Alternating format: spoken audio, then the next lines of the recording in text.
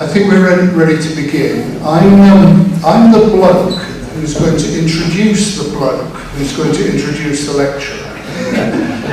My name is Rick Rylance. I'm the Director of the Institute of English Studies here. And I just, on behalf of the Institute, express my delight that the Wordsworth Trust is coming back for its annual lecture here.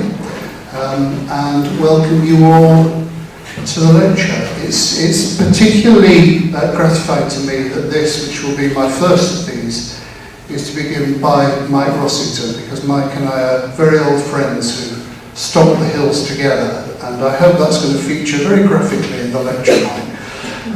But anyway, here's Michael McGregor, who's going to introduce. I'll try and keep it close to mine. I just wanted to say on behalf of the Wordsworth Trust a very warm welcome to you all this evening. It gives me a great pleasure to be here because the Wordsworth Trust is very fortunate. Although we're based in the northern fastness of Grasmere, we have a large number of friends in London and the South East, some of whom are regular visitors to Grasmere, others who perhaps can't get up there as often as they'd like. So it's a really good opportunity for us, for the trustees and the staff of the Wordsworth Trust, to be able to say a very big thank you to you all for the support that you give to us in so many different ways. I've been saying for a few years now that we live in challenging times. I think we've got even more challenging, and we'll continue to do so. And that support that you give really is as vital as it ever was. So thank you very much for that. For those of you in the audience who don't know about the work of the Wordsworth Trust, I won't elaborate now, but there are a number of trustees and staff here tonight, and so at the reception afterwards, if you'd like to speak to them, they'll tell you all about our work and also about some very interesting plans that we have for the future to reimagine Wordsworth in time for his 250th birthday, which, as you all know, is in 2020. Now, Rick, I have to rely on a script to say my words, so just give me a second. It gives me a very great pleasure to introduce Professor Michael Rossington. Michael's a terrific friend of the Trust. He's been connected with us for many years now, and is a regular visitor to Grasmere with his students who make full use of our wonderful collection in Grasmere and the resources and the team there. Michael is Professor of Romantic Literature at Newcastle University. He first joined the university in 1993 as a lecturer. His research interests include the literature of the 18th and the 19th centuries, with a particular focus on biography, comparative literature, manuscript studies, and the work of Percy Bysshe in particular, and also Mary Shelley. And as many of you will know, Michael is currently working on a major scholarly edition of Shelley's poems, an annotated English poets edition, and also on a monograph of Shelley as well. The title of Michael's lecture tonight perhaps couldn't be more opposite for us. It's Romantic Poetry and the Existing State of Things. So without further ado, please welcome Professor Michael Rossington.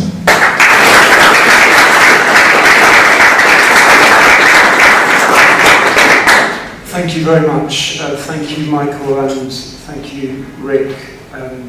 It's a great honour to have been invited to give this lecture, and it permits me to reflect further on the unique copy of Shelley's Poetical Essay on the Existing State of Things, almost a year to the day since the Bodleian Library announced it to be its 12 millionth book. Percy Bysshe Shelley's name was entered in the matriculation register of the University of Oxford, and he signed its subscription register on the 10th of April 1810. He was 17 and in his final year at Eton. Signing the register meant subscribing to the 39 articles and thereby accepting the principles of the Church of England. On the same day, he signed the admissions register at University College, where his father had been admitted in 1774.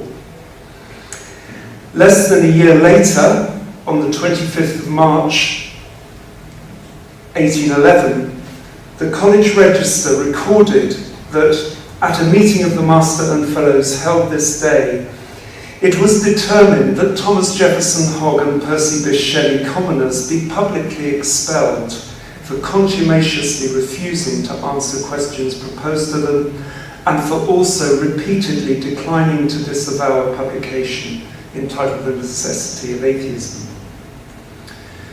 A member of the college at the time, Charles Ridley, recorded that day, towards the afternoon, a large paper bearing the college seal and signed by the Master and Dean was affixed to the hall door, declaring that the two offenders were publicly expelled from the college for contumacy in refusing to answer certain questions put to them.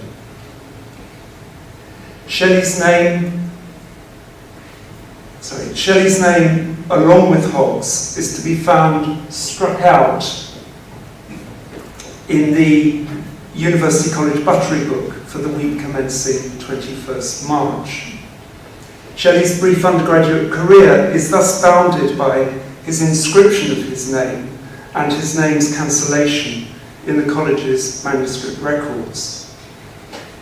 In what follows, I shall focus on the last 4 months of Shelley's Oxford career, from December 1810 to March 1811, during which his two pamphlets, The Necessity of Atheism and Poetical Essay on the Existing State of Things, were published. It was in this period that his view of the existing state of things took hold.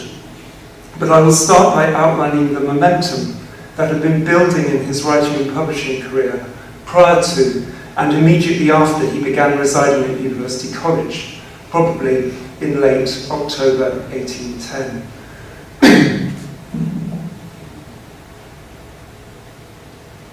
A letter to Longmans of May 1809, when Shelley was in his penultimate year at Eton, begins, "Gentlemen, it is my intention to complete and publish a romance of which I have already written a large portion before the end of July." The deadline he sets himself just before his 17th birthday, on the 4th of August, is almost certainly deliberate.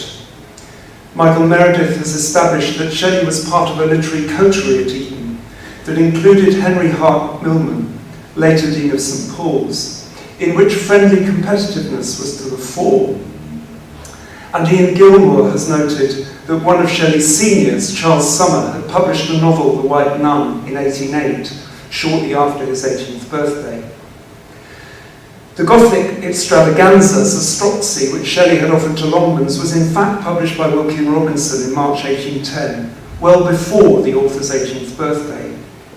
Shelley's letter to Edward Fergus Graham of 1st of April, the Bodleian's earliest example of Shelley's handwriting and one of its earliest Shelley manuscript accessions, demonstrates his thirst for favourable reviews and the means he was prepared to adopt to elicit them. Robinson will take no trouble about the reviewers, he tells Graham. Let everything proper be done about the venal villains, and I will settle with you when we meet at Easter. Pouch, that is bribe, the reviewers. £10 will be sufficient, I should suppose. In August 1810, he tells Graham he has a tragedy which he wishes to offer the managers of the Lyceum Theatre and Covent Garden. In that same period, August to September 1810, he saw through the press, in a print run of 1,500 copies, a book of verse composed with his sister Elizabeth, original poetry by Victor and Kazir. The volume's title page states it was printed at Worthing by C. and W. Phillips, as does the title page of The Necessity of Atheism, but the Sussex print historian Jeremy Knight posits that Victor and Kazir is more likely to have been printed at Horsham, the nearest town to the family seat at Field Place, and the base of the Phillips printing business. Knight suggests the Worthing imprint was meant to ward off potential awkwardness for Phillips's Horsham business, given its close proximity to the home of Shelley's father, Timothy, whose influence extended wide in the locality. Victor and Kazir was published by John Stockdale of Pall Mall, whose recollections, published in 1826, like those of the Oxford printer Henry Slatter, published in 1835, sought to shame Timothy Shelley into paying his deceased son's outstanding debts. These accounts testify to the young author's familiarity with the printers and publishers of his early works. Mr. Shelley's various publications caused him frequently to call on his printers, with whom he entered freely into conversation, Slattery recalled. They therefore felt a most anxious solicitude for his welfare, and used more than ordinary endeavours to reclaim the waywardness of his imagination. Victor and Kezia was suppressed on account of a plagiarism of a poem by Matthew Gregory Lewis, for which Stockdale says Shelley blamed his co-author. No copy was located until 1898, and only 2 other copies surfaced in the 20th century.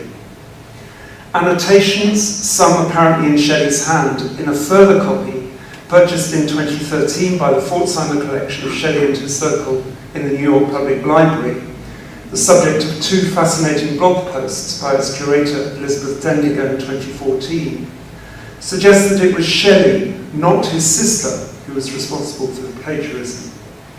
These annotations also indicate that none of the recent scholarly attempts to identify the poems by Victor, that is Shelley, and Kezia, Elizabeth, have got the attribution exactly right. On arrival at University College in late October 1810 then, Shelley had published a novel and a volume of verse, both of which had been advertised and reviewed. Neither had appeared under his own name, nor were any of the works of his Oxford period to do so. And the publishers and printers of each volume were different.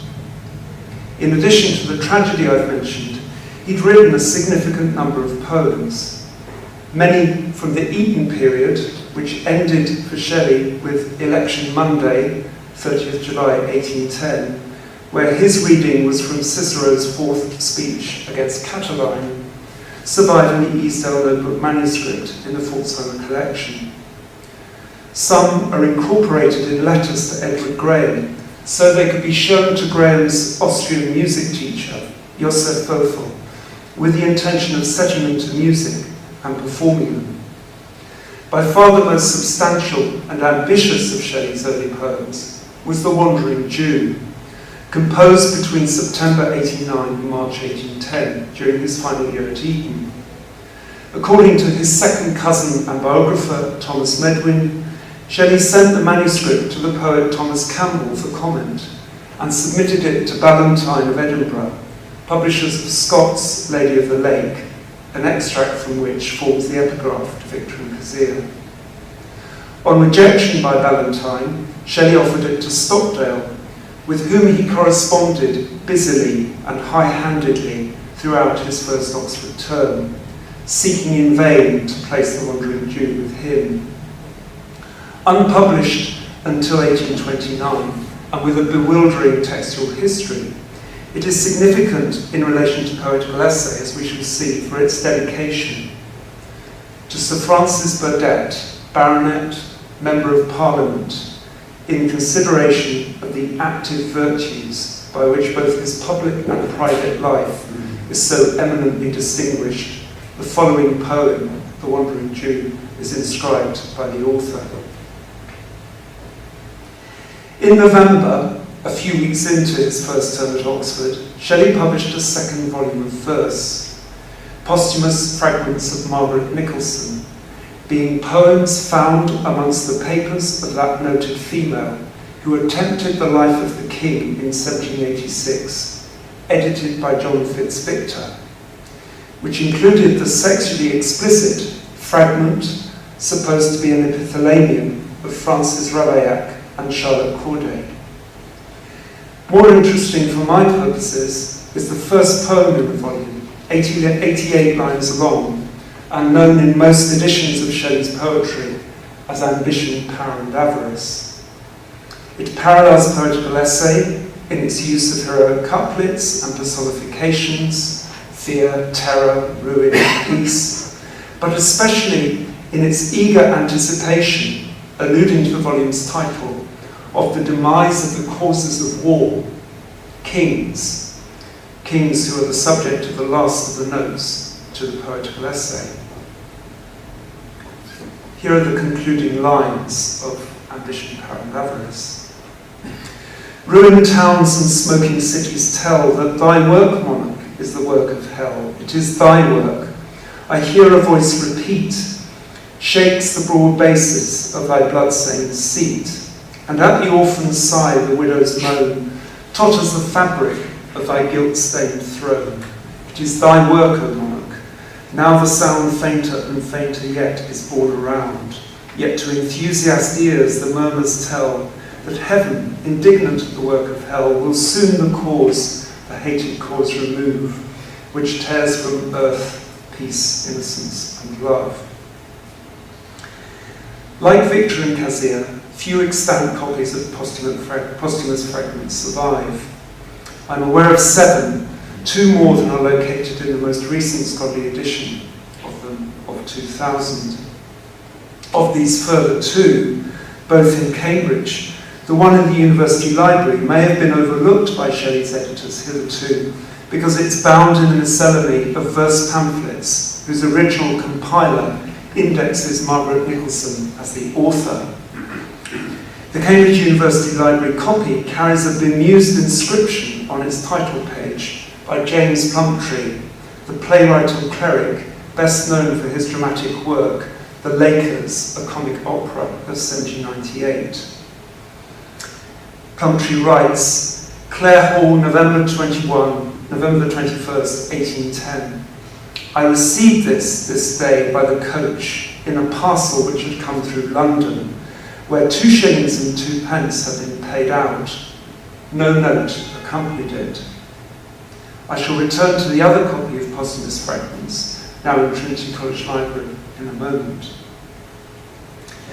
Posthumous fragments is important in relation to Poetical Essay because in its material characteristics, it is its obvious comparator, a pamphlet poem printed and sold by J. Munday, who partnered Henry Slatter in the printing and publishing firm of Munday and Slatter on Oxford High Street. Although the dimensions of the Bodleian copy of Poetical Essay are smaller than those of posthumous fragments and the number of pages fewer, several features apparent in the copy of posthumous fragments in the Ashley Library are comparable with Poetical Essay. Its pages are uncut and it is stab sewn.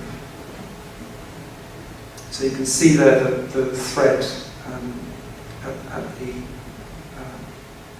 edge of the page. Like Poetical Essay, Posthumous Fragments was advertised in the Oxford University and City Herald, a weekly newspaper printed and published by Munday and Slatter, and advertised in the issue for the 17th November 1810 as just published, price 2 shillings, the same price for which Poetical Essay was advertised in the same paper on the 9th of March 1811. Shelley boasted to Graham in a letter of 21st November that nothing is talked of at Oxford but Peg Nicholson. I have only printed 250 copies and expect a second edition soon. The copy at Trinity College, part of the 2015 crew bequest, carries an autograph inscription, "With the editor's best compliments," in which the underlining emphasises Shelley's relish at masking his authorship under the name of John Fitzvictor, an elaboration of his nom de plume in the Victor and Kezia volume. The somewhat guarded note in the hand of Henry Hart Milman, Shelley's Eton contemporary, who matriculated at Oxford on the 25th of May 1810, and who in 1853 gave this presentation copy to Richard Monckton Milnes, in whose care it was displayed at meetings of the Philobiblon Society in 1858 and 1863, is pasted into the end papers. It reads, "The posthumous fragments of Margaret Nicholson were written by Shelley when at Oxford. This was a copy presented to me by him.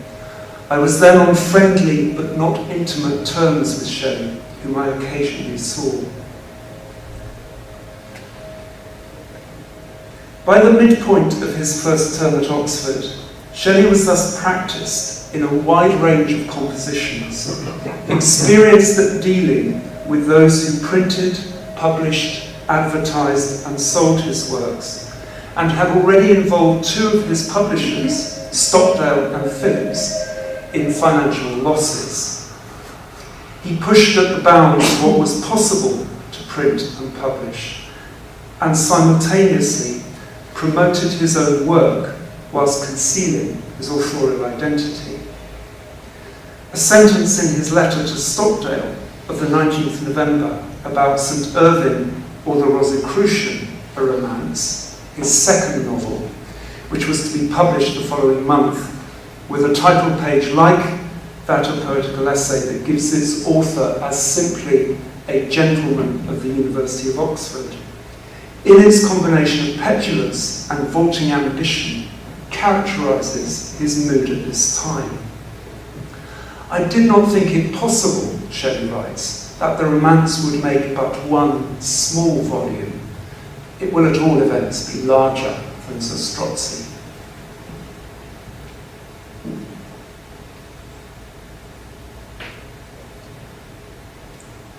Something begins to shift between December 1810 and March 1811. Admittedly, there are many continuities of tone and tactics between Shelley's published writing and his correspondence in these months and those that preceded them. And as noted, characteristic preoccupations surface in the poetry. For example, the contrast between the misery of the many and the protected situation of the few. But in these later months, he appeared to accord more care to the printing and publication of his works, and there is an increasing agility in his creative stance, a sense that poetry can and should adapt with versatility to the changing political scene. The relapse of King George III into illness after his public appearance on the 25th October 1810, that was to lead to the declaration of a regency on the 7th of February 1811, provided an obvious opportunity for Shelley to repurpose his anti-monarchist views.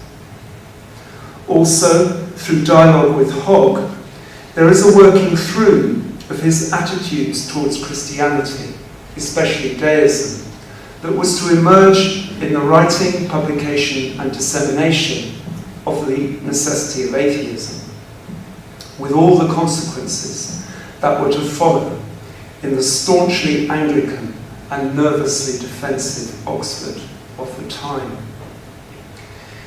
This shift may have been advanced by Shelley's reading, or possibly, if as he implies in a letter he first encountered it at Eton, rereading of Godwin's Political Justice, which he requested Stockdale in that same letter of 19th November 1810 I just cited, to have the goodness to send to him.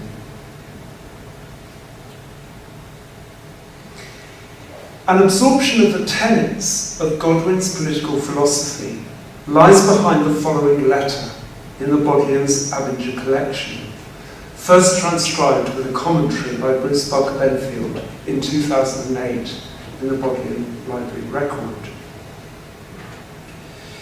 Sir, although unacquainted with you, otherwise than by your writings, I am nevertheless induced by the spirit of liberal investigation and ardency for the rights of humanity which they breathe, to address you, to lay aside all bondages of etiquette, to address you as a common friend to nature, justice, and reason. I enclose you, therefore, a tract, which I have compressed from much prolix reasoning, and which I believe to come near to the truth, which I submit to your inspection. Your opinion, or the reasons which induce you to think any part of the enclosed reasoning incorrect, indecisive, in the sense of inconclusive, or false, will much oblige me. The truth of it, if established, would very much festinate the approach of that period when mankind shall see the truth of and be actuated by the morality of political justice. I do not add more, but after an attentive perusal, perhaps you will favour me with a letter containing your opinions relative to its comparative truth or fallacy. Your friend, Jennings Stukely, Mr. Monday's printer, High Street, Oxford. The book is not, and I fear cannot be published. This is Shelley's first letter to Godwin. It was written on carbon paper using a stylus and must have been composed before his expulsion on the 25th of March, since he gives Monday and Slatter's premises as his address, and after the 25th of February, when he first received a supply of carbon paper from Ralph Wedgwood. As we shall see, Shelley had been in correspondence since early December with Wedgwood under his own name, Percy Bysshe Shelley, and care of his college address, but pretending to be a fellow of the college and therefore a member of the clergy who had suddenly begun to doubt his faith. According to a 2014 Bodleian Centre for the Study of the Book blog post by Nora Wilkinson, Wedgwood is typically credited with having invented carbon paper, and his manifold writing device was patented in 1806.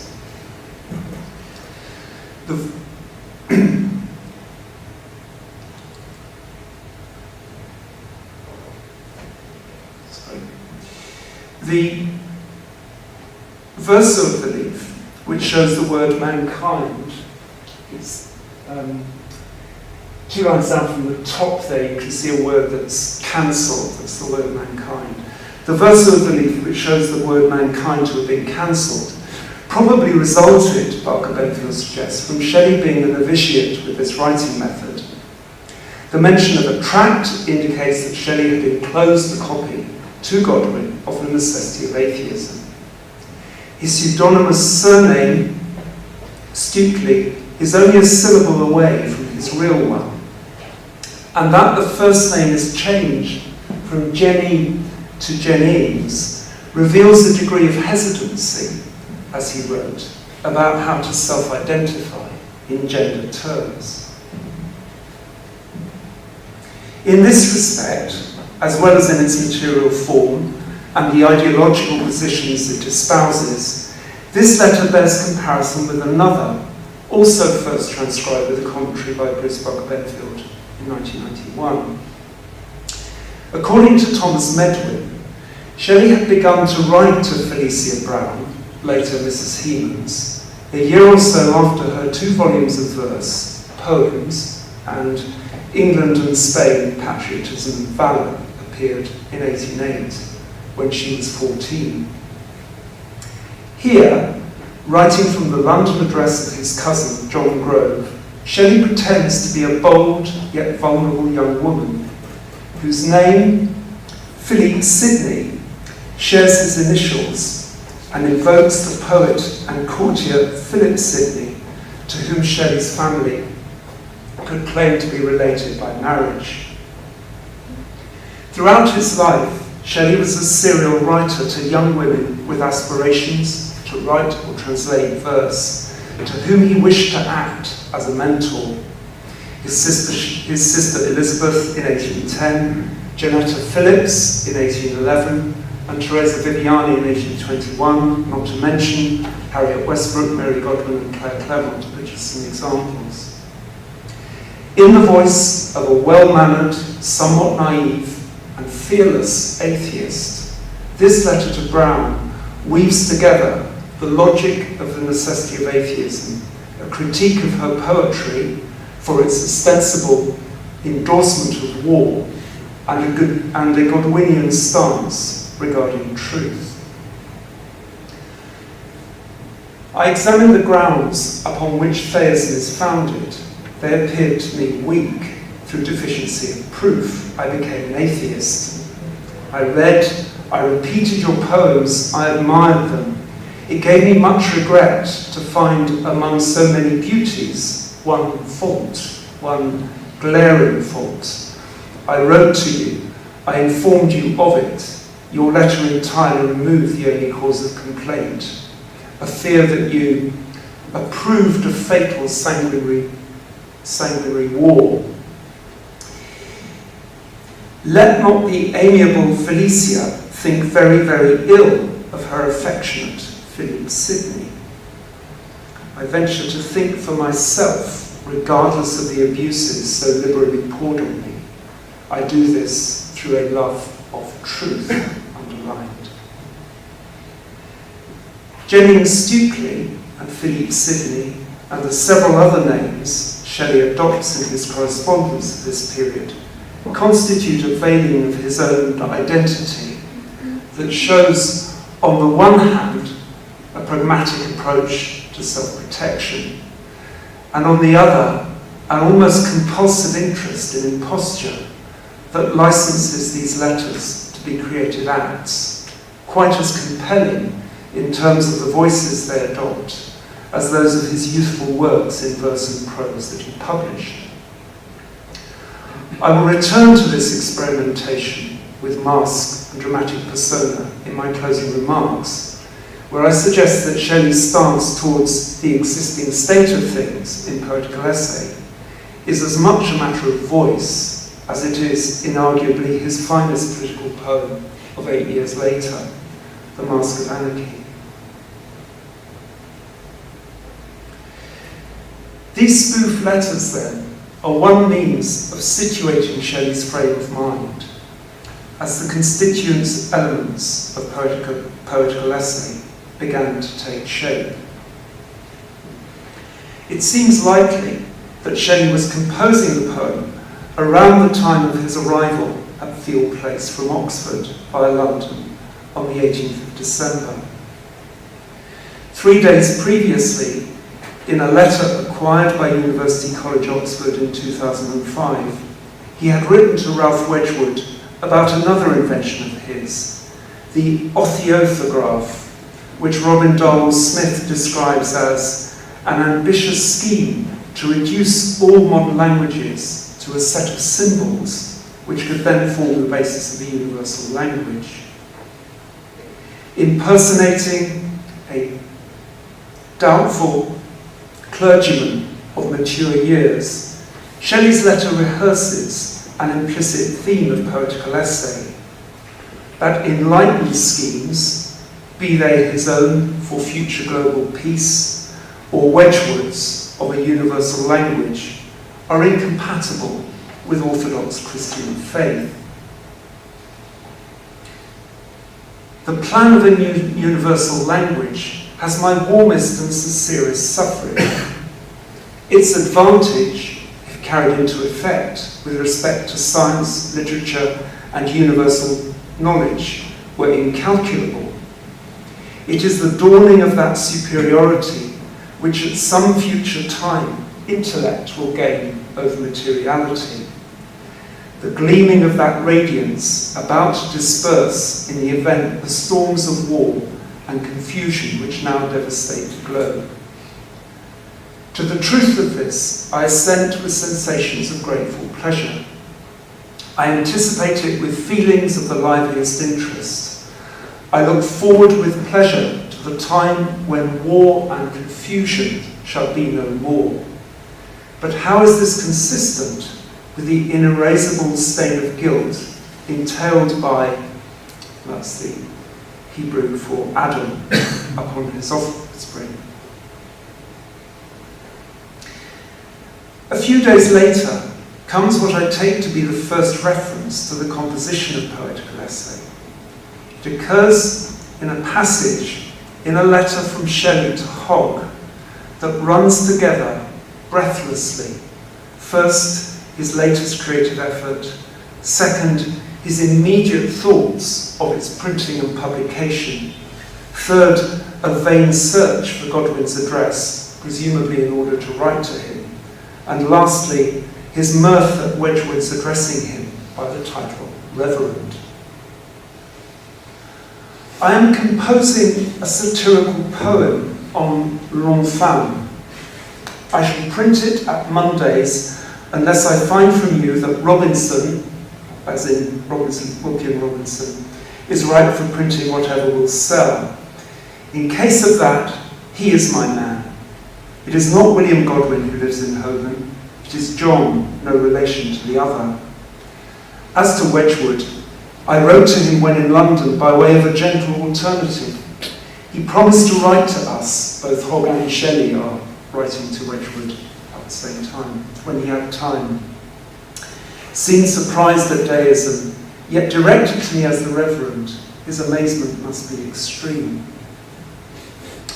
From the initial capitals and underlining of the words satirical poem, we may infer that Shelley saw himself as venturing the poetic form he'd not yet essayed, and we might allow that the poem's subject, l'enfant, the infamous thing of Voltaire's coinage, is not to be taken to refer narrowly to the Christian religion, so much as to the combined oppression of social, political, and religious systems, in short, to the existing state of things. Excuse me.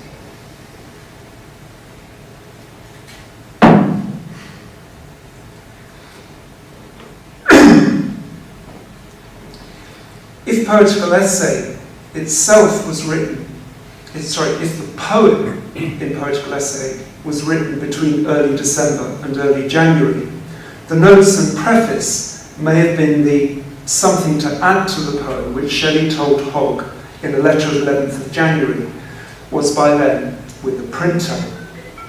I have a poem with Mr. Lundy, a Frenchified version of Monday's name, which I shall certainly publish. There is some of Eliza's in it, that is his sister Elizabeth. I will write tomorrow.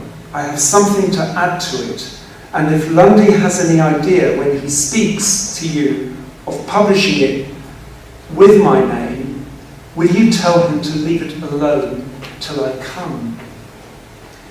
Shelley's urgent insistence on authorial anonymity is evident at the end of this passage. But as Nora Crook noted in a letter to the TLS of 2006, the statement that there is some of Eliza's in it is likely to have been a ruse. As Crook explains, at the time Shelley was trying to induce Hogg to fall in love with his sister by, among other persuasions, giving him specimens of her alleged poems, all of which were in fact by himself. The contemporary political standpoint with which Poetical Essay identifies is the independent one of Sir Francis Burdett. The abstract manner in which Burdett is figured as a shape of glory which spreads its shield o'er freedom's prostrate form is suggestive, at least, of the Mask of Anarchy. A powerful hand unrolls the guilt-stained veil. A powerful voice floats on the tainted gale. Rising corruption's error from beneath, a shape of glory checks the course of death. It spreads its shield o'er freedom's prostrate form. Its glance disperses envy's gathering storm. No trophy bust need tell thy sainted name, no herald blazon for the world thy fame, nor scrolls essay an endless mean to give. In grateful memory, still thy deeds must live. So these lines are a prelude to the introduction of Burdett as the saviour who can redeem the country from the existing state of things. No sculptured marble shall be raised to thee. The hearts of England will thy memoirs, in the sense of rememberers, be. To thee the muse attunes no venal lyre, no thirsts of gold the vocal lays inspire, no interests plead, no fiery passions swell, whilst to thy praise she wakes her feeble shell in the sense of lyre. She need not speak it, for the pen of fame on every heart has written Burdett's name. For thou art he who dared in tumult's hour dauntless thy tide of eloquence to pour, who, fearless, stemmed stern despotism's course, who traced oppression to its foulest source, who bade ambition tremble on its throne. How could I virtue name, how yet pass on thy name? Though fruitless thy divine essay, though vain thy war against fell powers array, thou taintless emanation from the sky, thou purest spark of fires which never die. A few months earlier, Shelley had dedicated The Wandering Jew to Burdett, as I mentioned before, and Burdettite sympathies are expressed in his correspondence up to 1812. But then they cease, perhaps because Burdett's star in the 1810s waned dramatically. Indeed, a reason for Shelley's scant reference to Poetical Essay after its publication, the sole reference is in a letter to Godwin of January 1812, to which I shall turn in a moment, may be that he, Shelley, sought to distance himself from his earlier sympathy towards an increasingly marginalised figure in the reform movement that was to reach a crisis in 1890 with Peterloo. However, in early 1811, invoking Burdett was almost incendiary. He had been imprisoned in the Tower between April and June 1810 for protesting at the exclusion of reporters from the House of Commons during a debate about the failure of the Walcheren expedition of 1809. Peter Finnerty, an Irish journalist invited by Admiral Sir Home Popham to accompany that expedition as a war correspondent, had been recalled by Castlereagh, whom Finnerty then attacked in a letter to the Morning Chronicle of January 1810. Castlereagh having previously been responsible for the punishment of Finnerty in Dublin during the rebellion of 1798.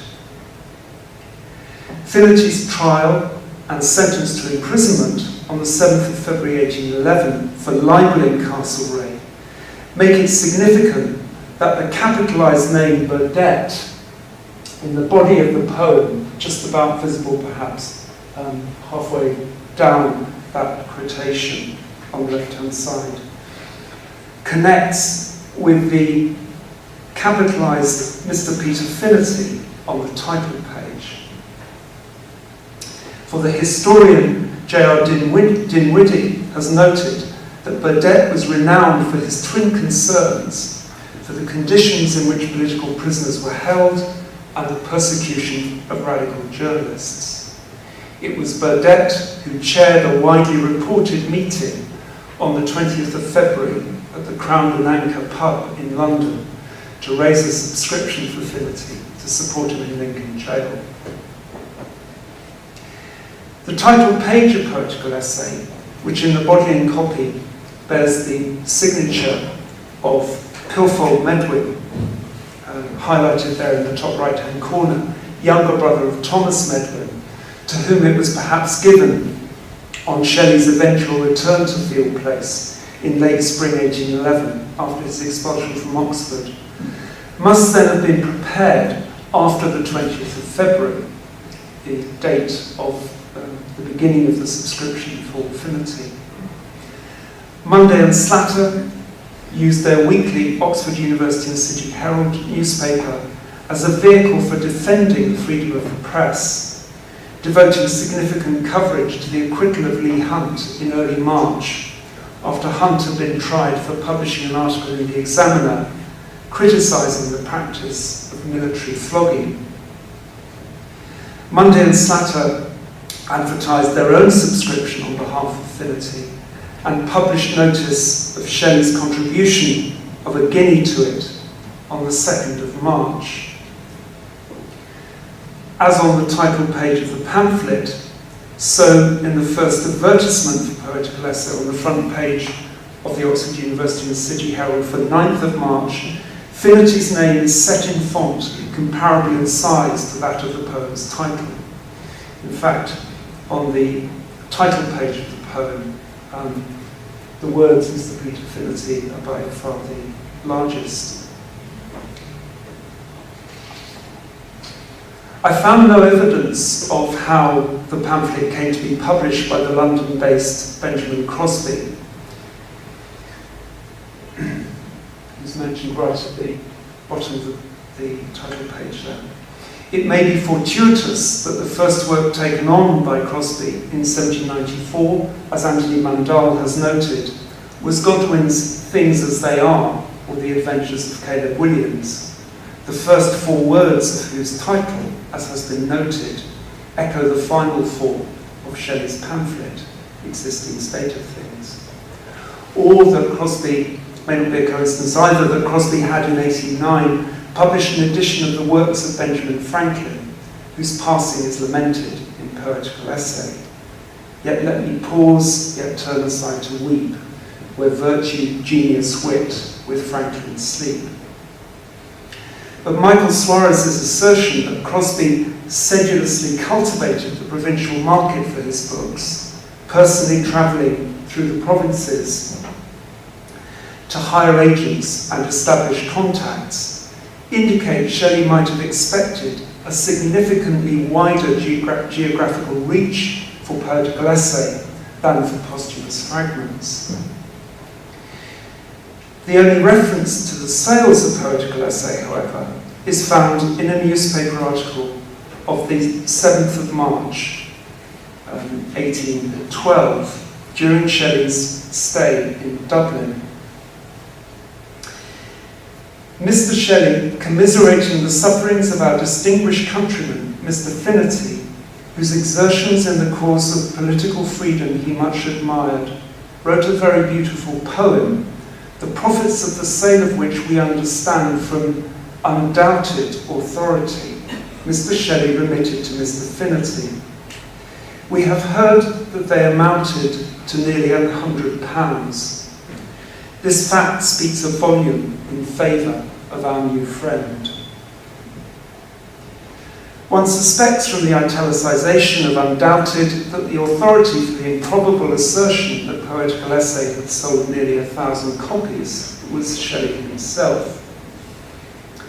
This suspicion that Shelley had a part in this article is reinforced by his enclosure of it in a letter to Godwin the day after it was published, the outwardly diffident tone surely masking a degree of self-satisfaction. You will see the account of me, underlined twice, in the newspaper. I am vain, but not so foolish as to be rather piqued than gratified at the eulogia of a journal.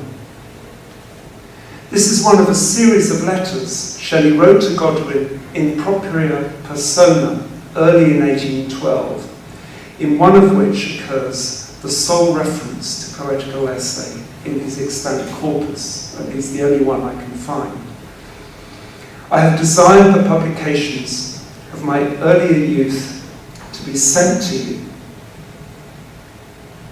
You will perceive that Sir Strozzi and St. Irvyne were written prior to my acquaintance with your writings. The Essay on War, a little poem, since. In Hogg's biography of Shelley of 1858 and Roger Ingpen's edition of Shelley's letters of 1909, the reading of the third word of the last line on this page is love, not war. Perhaps forgivable, given that the word lends itself to being read either way in the manuscript. This is the third word long there, which I think one can read, interestingly, either way, as love or war. Only in 1952 was Hogg's reading, Love, questioned by F.L. Jones, who in a letter to the TLS gave the correct Essay on War. Even so, it was impossible to understand that Shelley's oddly furtive mention of the Essay on War, a little poem, was in fact a reference to Poetical Essay, without a locatable text in it.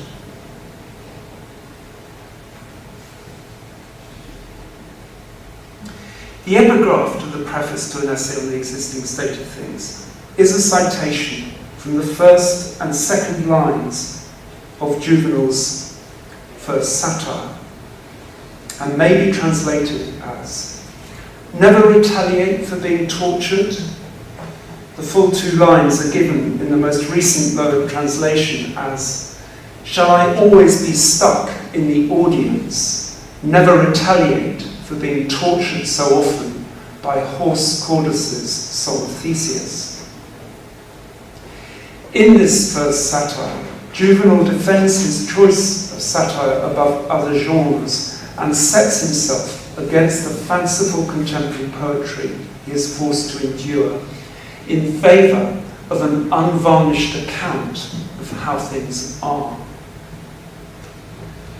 Shelley thus compels himself to give a candid diagnosis of the fundamental ills of the world of 1811, as Juvenal had done of Rome.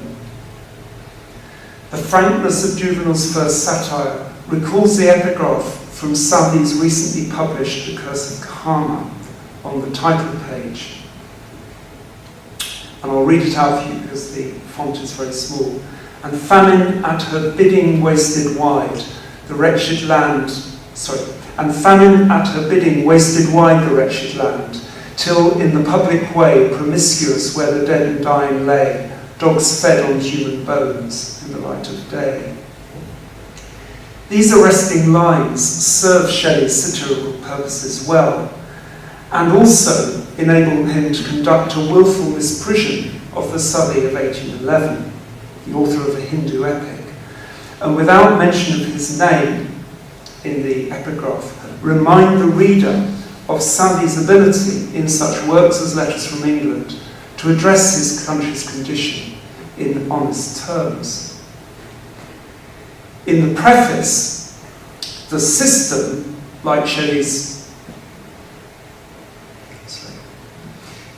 in the preface, the word system, like Shelley's use of the word l'enfant to describe the subject of the poem to hog, is equated to the existing state of things. Before the system which this poem reprobates can be ameliorated, before that peace which perhaps with greater sanguineness than certainty every good man anticipates, a total reform in the licentiousness, luxury, depravity, prejudice which involves society must be effected. At the centre of the system, or the existing state of things, is war, as the opening of Poetical Essay, in using another feature of satire, the vision, makes clear. Destruction marks thee, o'er the blood-stained heath is faintly borne the stifled wail of death. Millions to fight compelled, to fight or die in mangled heaps on war's red altar lie. The sternly wise, the mildly good, have sped to the unfruitful mansions of the dead, whilst fell ambition o'er the wasted plain triumphant guides his car. The ensanguined rain glory directs, fierce brooding o'er the scene with hatred glance, with dire unbending mien. Fell despotism sits by the red glare of discord's torch, kindling the flames of war. Poetical Essay, in its preface and notes, as well as the poem itself, plays out in dramatic fashion